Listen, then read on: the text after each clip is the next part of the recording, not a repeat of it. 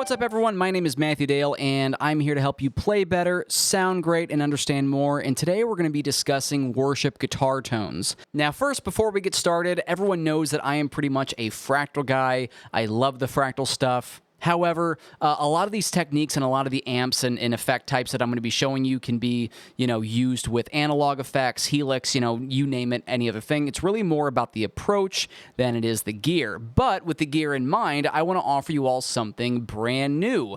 My blocks library is now going to be available for free on my website. So you can find the link below in the description box to grab my blocks library for yourself.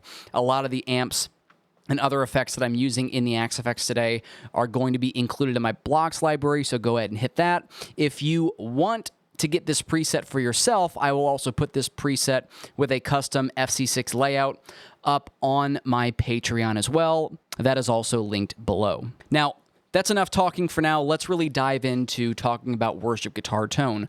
What are we going for and what seems to work really well in a modern worship environment? The first thing would be choosing the right amplifier and finding a low wattage amplifier that compresses nicely and breaks up pretty early to give us that, coveted edge of breakup guitar tone seems to work really well in this environment. So right now I've got the AC20 called up and I am running, if I go to my tone page here, a little bit of high cut, gain at around half, around 5, and I'm going through the AC20 cabinets here. 57, 121, hard pan left and right, and this is what I got along with this, which we'll talk about next, this cloud reverb delay. There's my bridge pickup. If I go over to neck and middle, single coil tones. There we go. Let me turn that other delay off right now before we talk about that. And I just have the Plex delay and the multi-tap delay going. So you can see when I switch pickups, or if I play lighter, the amp cleans up. If I switch to my bridge pickup that's a little bit hotter, and if I dig in a little bit more, or if I play lighter,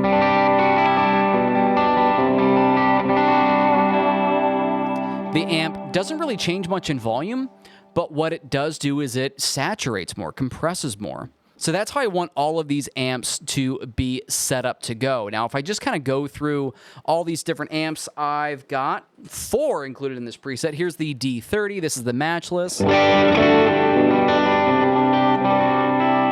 Similar, but there's a little bit of a low-mid thing happening in this amp. I've also got the deluxe reverb, vibrato channel.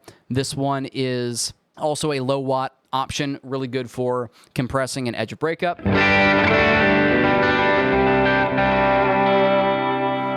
Definitely more of that Fender smiley face thing going. This one is also going through more of a vintage cab, the P12. This is like the vintage Jensen that's in the back of the old deluxe reverbs, the blackface ones. So I got that going.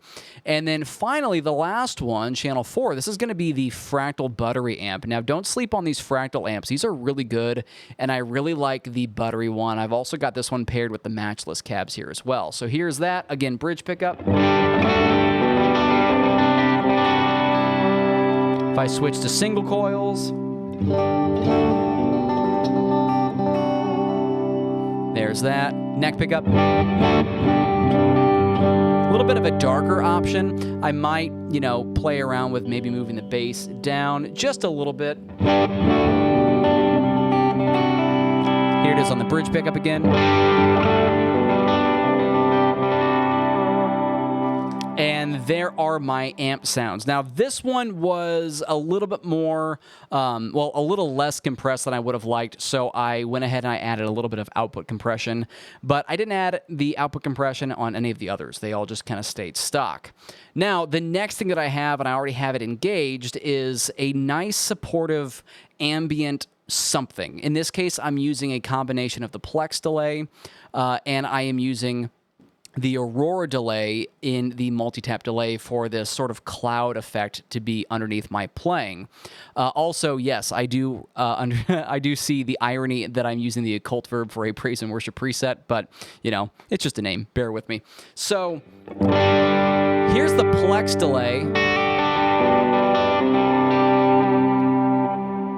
really kind of staying out of the way, but it creates this nice lush effect. If I actually switch gears and I toggle the reverb on, this is the classic cloud reverb, the Nimbus Stratus. Here's this.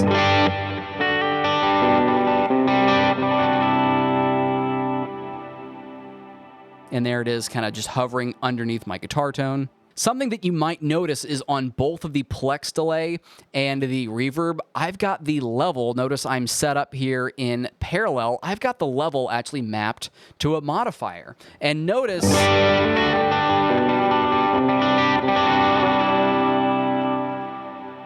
that modifier is controlling the level in accordance to the envelope follower.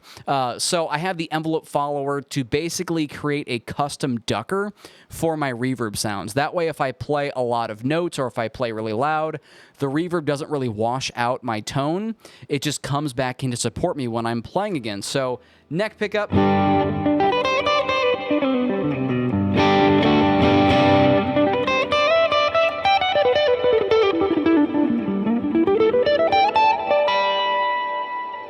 And you can hear it kind of bloom back up as I stop playing. That's a nice trick. I've been kind of messing around with that a lot.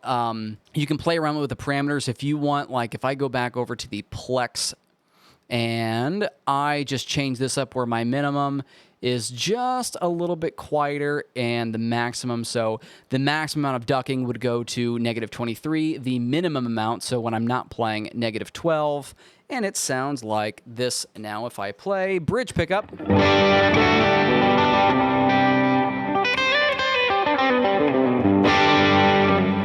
Reverb, which is really popular in this guitar tone, a lot of reverb and delay.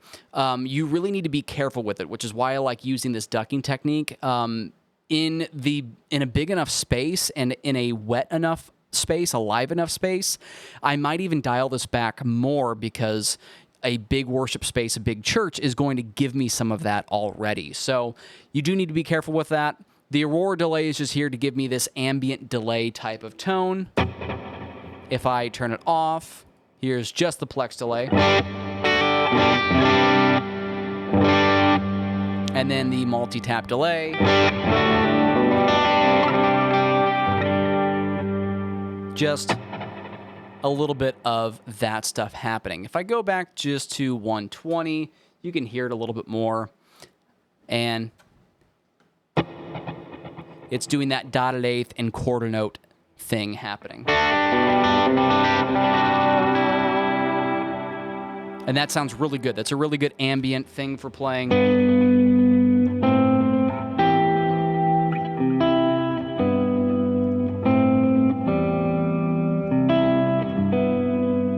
Now, also in the conversation of delay, we should talk about rhythmic delay. So I've got this delay block set up over here.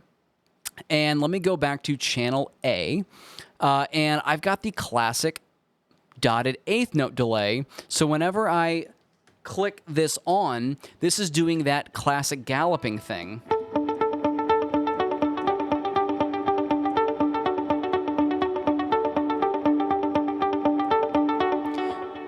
But notice it really just kind of helps support, or I guess it gets more support from the ambient stuff that I have going over here.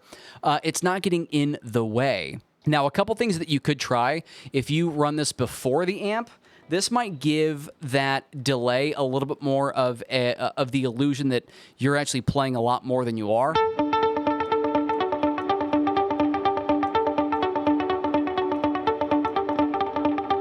But you want to be careful with this if you run into an issue where you are boosting a lot or compressing the amplifier more. I'm just going to put my boost and my drive on.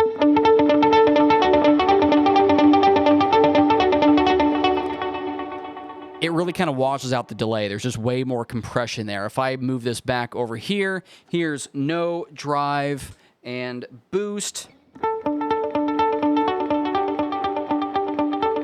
Drive. Boost. That delay stays a lot cleaner on the back end. So I typically like that to happen after all of my gain staging effects. The other thing that can be fun to mess around with is if you don't want the dotted eighth delay repeat happening right down the center, if you want a little more width, you can try moving this right post delay up to about 9 or 10 or so.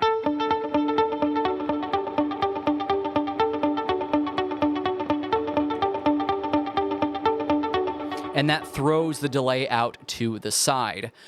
This is really personal preference. If you're going for that illusion type thing happening, go down to 0. If you just want a little more of an effect to the galloping sound, try spreading it out a little bit. Now, this is set up to get that galloping effect in 4/4. This is kind of creating like a 5/4 sound or something like that.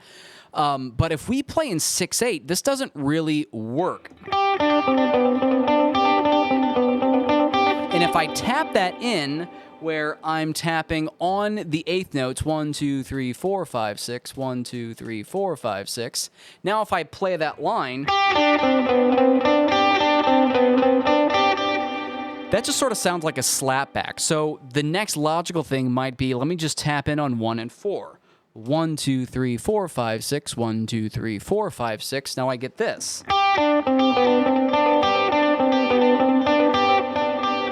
But now the delays are taking way too long. So what do? Well, I would still tap in on the beats, 1, 2, 3, 4, 5, 6. And what we'll do, and I have this set up to go to channel B, and channel B is set up with a dotted quarter note. This will actually give us the galloping effect. This is creating a 4/6 feel. And now at that tempo,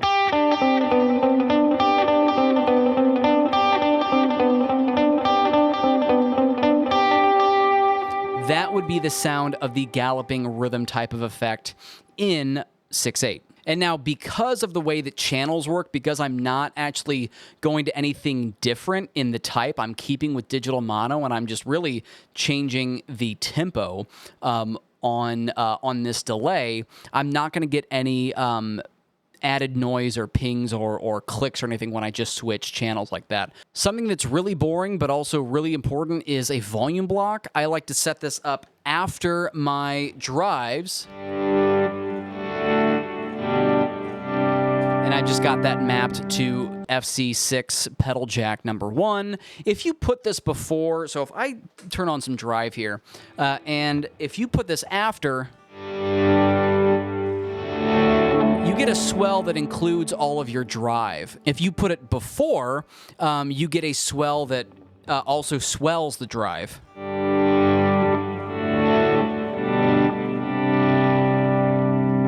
Now, you might like that as well. I like it afterward, generally speaking, so I'm going to leave it there. Last thing that I'll talk about is going to be the drive sound. So I've already kind of demonstrated that the amplifiers are set up on the edge of breakup so that your playing dynamics and your pickup selection can really adjust the tone to taste.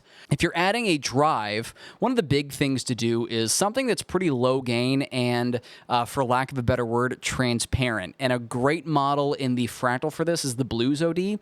This is based off of the Marshall Bluesbreaker overdrive pedal, which is also what one of my favorite drive pedals is based on, the JHS Morning Glory.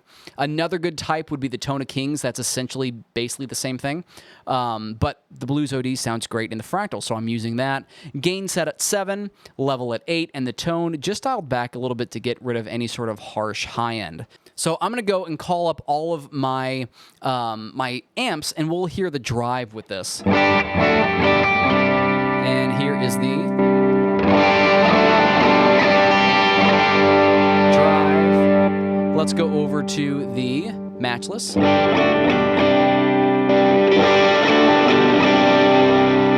And let's go over to the deluxe reverb, smiley face. And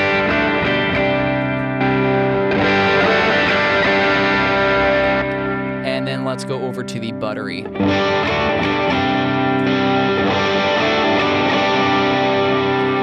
So it is pretty transparent, but it's also kind of carving the mid-range in such a way where there's not a whole lot of excess low end. I really don't want any excess low end in this.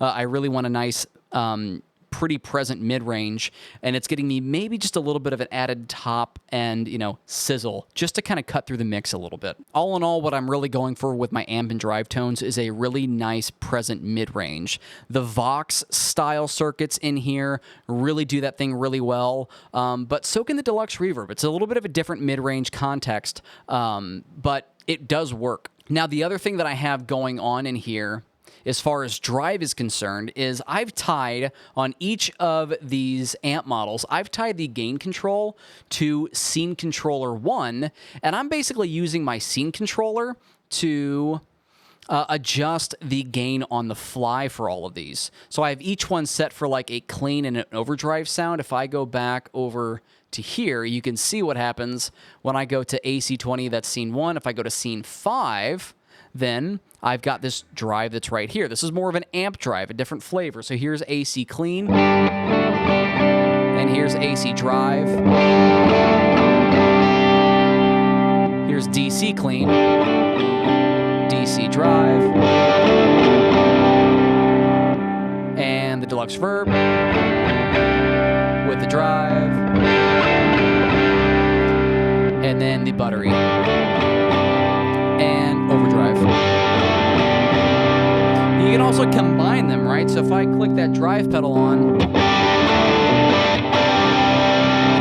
and that might be a nice lead tone. I've got something else set up for a lead tone in here as well, which is the preamp. I have control switch 1 tied to the FAS boost on the input boost side of things and to the filter block, giving me 20 dB of added boost. And here's what that sounds like. And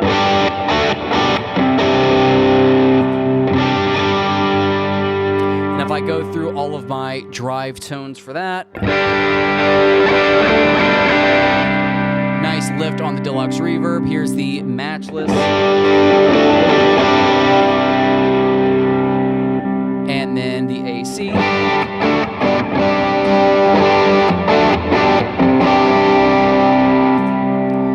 So I want a pretty even volume from like clean to overdrive, but for lead, I want a little bit of a boost. 2 dB seems to be pretty good with that.